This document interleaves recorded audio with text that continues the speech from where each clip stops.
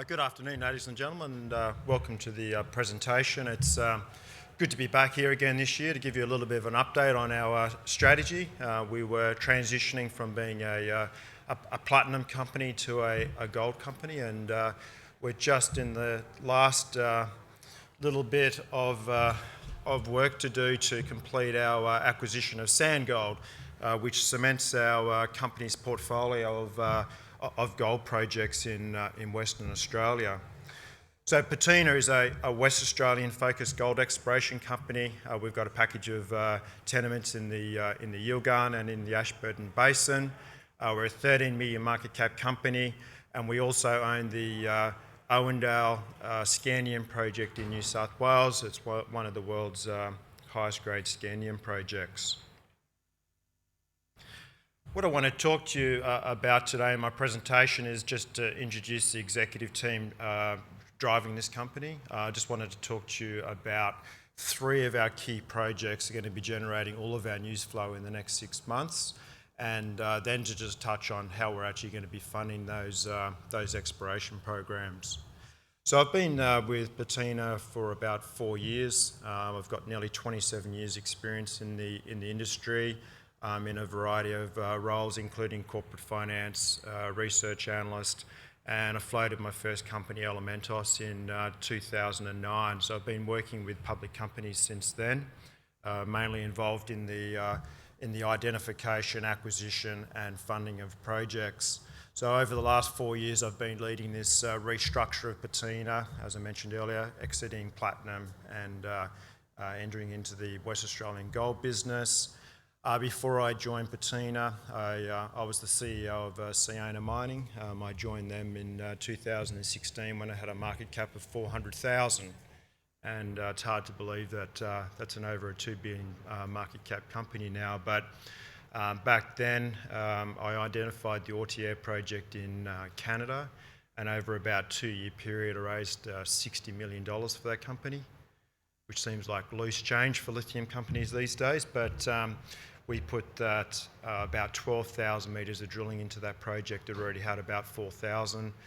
Completed 2 pre-feasibility studies and a definitive feasibility study, and that resulted in a material increase in the market cap of that company. Obviously, it wasn't 2 billion when I left, but I think we got it up to about 170 million, so sort of quite proud of that effort and the work we did in such a short period of time. So I'm looking to try and replicate that success in the gold business in Western Australia. I'm complemented by Rowan Deshpan. He joined about 8 months ago. He's a geologist. He's got over 15 years experience, all in Western Australia, and he joins us from De Grey Mining, where he was part of the discovery team on the Hemi project, which obviously most of you would be aware is about 10 million ounces today. He was operating 14 drill rigs when he left, so he's a very capable geologist and a great addition to our team to drive our strategy. I just want to talk about 3 of our key projects where we're going to be drilling in the near term and where we believe we have great potential. So the Brimstone project is part of the SandGold acquisition that we're just in the process of completing. It's 40 kilometres from Kalgoorlie. It takes about 30 minutes to drive into the project, right into the heart of the project site, so it's excellent for logistics and cost management. We're 25 kilometres away from Kanowna Belle, and we've got a project along strike from our Durabaldi deposit called Penny's Find, which is owned by Horizon Minerals, but it's historically been mined at about 4.5 grams per tonne, and they're actually about to start mining it again and extracting a grade of over 5 grams. So it's a nice area to be in because we believe that we have the potential for really high grade resources. What was really attractive about this portfolio was that there's been about $5 million of money spent here.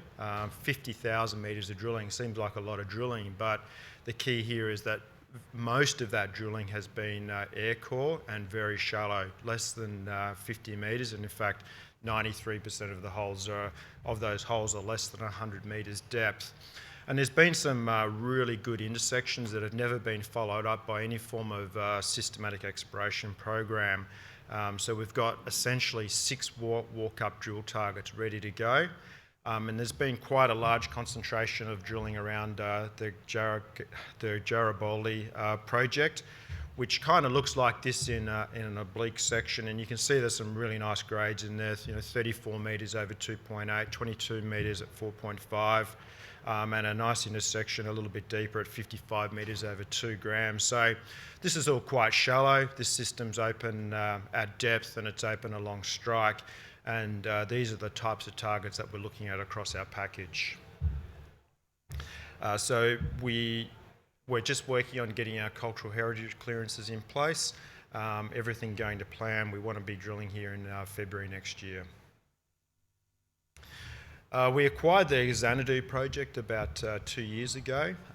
It's located in the Ashburton Basin, so it's kind of nestled between the Yilgarn and the Pilbara Craton, which is obviously famous for its Hemi discovery. The Nowjulgadi fault zone has a number of high-grade deposits on it. It's got Paulson's on the northern end, which has been mined out. The Karla Winder's now just gone into production. And we're in close proximity to the Mount Olympus deposit that's been previously mined for about 350,000 ounces and has nearly 1.7 million ounces in resource. We're only 7 kilometres away from that. We've got a really large tenement package here. It's about 560 square kilometres. We've got about 55 kilometres of that fault zone running through our package. But we've predominantly been focusing on the northwestern end. There's about 8 to 10 kilometres worth of strike, where there's been quite a lot of historical drilling. And most of the drilling was really related to identifying some oxide resources. You can see the little amphitheatre pit there was mined and put onto these pads for a little oxide heap leach project. But during the times of that drilling, there were some really nice intersections that had been drilled out, 12 metres at 5, 20 metres at 2.25, within a much larger envelope of lower grade mineralisation and a really long and intense hydrothermal alteration zone. So it's never really been followed up with any sort of major systematic exploration program. So we came through late last year and we did some IP geophysics and we identified what we believe were some deeper exploration targets through the IP work. And we actually just completed an RC drilling program. We did about 2,200 metres. We're just waiting for those assay results to come back. Unfortunately, we had a lot of problems with the rocks there and we didn't actually get to drill any holes deep enough into those IP targets. So once we get these results back from the drill program, we'll have to go back at some point with diamond drilling and look to drill out those targets and see if we can, whether those IP chargeability anomalies are actually the source of all this mineralisation in that system. A third project that I'm really excited about, this comes out of the Sand Gold package, is our Beatty project. It's about 60 kilometres south of Norseman. It's a sort of a 5.5 million ounce historical gold production area. We're nestled between the Scotia mining complex, which is about 1 million ounces of gold, and then on the southern end, Aruma have been drilling out some really great bonanza gold intersections there. You can see 33 metres at 4 grams and 40 metres at 50 grams. So it's really exciting that, and we believe that structure pretty much runs north-south down through our package of tenements. There's also what we believe will be nickel and possibly lithium potential in this package as well. And this tenement only got granted about 2 weeks ago, so we're actually getting in the field as early as next week and working this up to drill ready status, hopefully in the second or third quarter of our calendar next year. I did mention our Scandium project at the beginning of the presentation. It is one of the world's highest grade scandium resources. It's got a completed definitive feasibility study on it.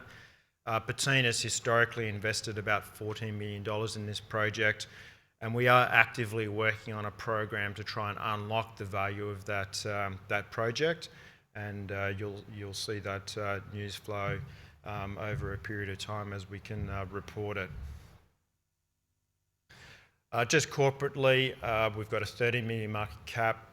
We've got $2.6 million in the bank. We did a 2.2 mil raise at about 2.5 cents off the back of the Sandgold transaction about 3 months ago. We've got a portfolio of investments as well, totaling about $3 million. And our plan is to liquidate those investments over a period of time so that we can fund our exploration activities and minimise dilution. So our key value drivers for our company is going to be exploration upside in our gold portfolio through drilling out our projects. We're going to be looking at selling those investments so that we can fund those exploration activities and keep our share capital structure tight, and looking to unlock the value of our Scandium project. So in the next sort of 6-month period, we've got some good news flow coming. We've got our Xanadu drilling results that we're waiting for. We plan to start drilling our Brimstone project hopefully in February, and we'll probably be looking to do a phase 2 drilling program at our Xanadu project in the second quarter next year as well. We've got some tenements that are in some really attractive areas that we haven't talked about today, but we'll obviously be looking to see them granted.